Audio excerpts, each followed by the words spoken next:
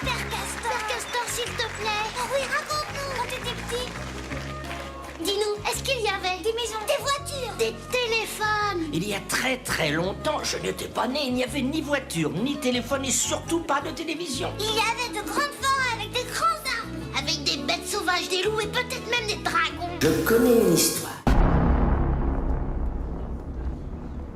Au commencement, Dieu créa le ciel et la terre. La terre était informe et vide. Les ténèbres étaient au-dessus de l'abîme, et le souffle de Dieu planait au-dessus des eaux. Dieu dit que la lumière soit, et la lumière fut. Dieu vit que la lumière était bonne, et il sépara les ténèbres de la lumière. Et Dieu l'appela jour, et il appela les ténèbres nuit, ce fut le premier jour.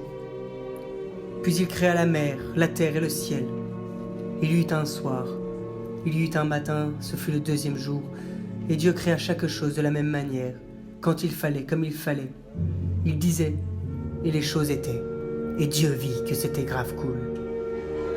Dieu dit, faisons l'homme à notre image, selon notre ressemblance, qui soit le maître des poissons, des oiseaux, des bestiaux, de toutes les bêtes sauvages, de toutes les bestioles qui vont et viennent sur la terre.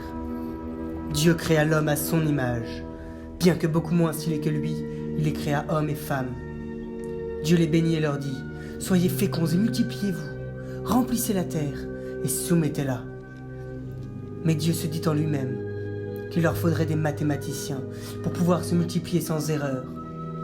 Dieu dit encore, je vous donne toute plante sur toute la surface de la terre et tout arbre à fruits. Telle sera votre nourriture. Et ce fut ainsi. Mais Dieu se dit que l'homme serait trop maigre s'il ne mangeait que des légumes, et il l'autorisa donc aussi à manger de la viande. Dieu créa aussi la taquinerie, et pour permettre aux hommes de s'ignorer les uns les autres de temps en temps, il créa le vent, qui parfois peut se transformer en gros vent.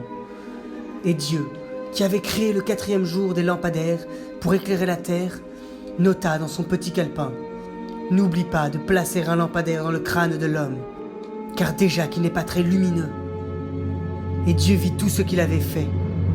Et voici, cela était très bon. Et il y eut un soir, il y eut un matin, et ce fut le 6e jour. Il se reposa le 7e jour. Et le 8e jour, il y eut le péché originel.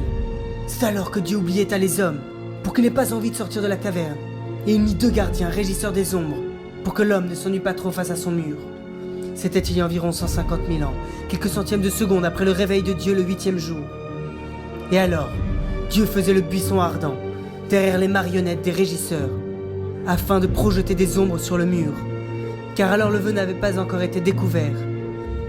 Et comment aurait-il pu se faire que les hommes voient alors les ombres qu'ils devaient voir sur ce mur? Et Dieu vit qu'il ne s'ennuierait pas trop, et il dit que cela était vraiment, vraiment pas mal.